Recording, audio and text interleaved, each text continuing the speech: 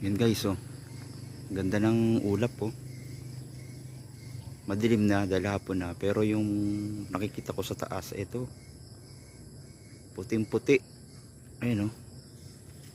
Ganda.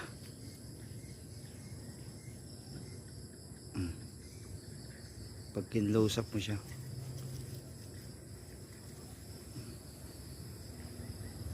iba siya.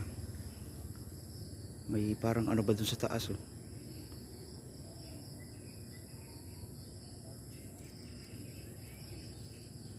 May nakapatong pang parang pag sa pinakataas ng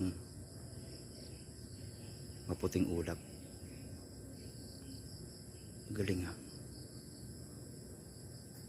Ayan, oh.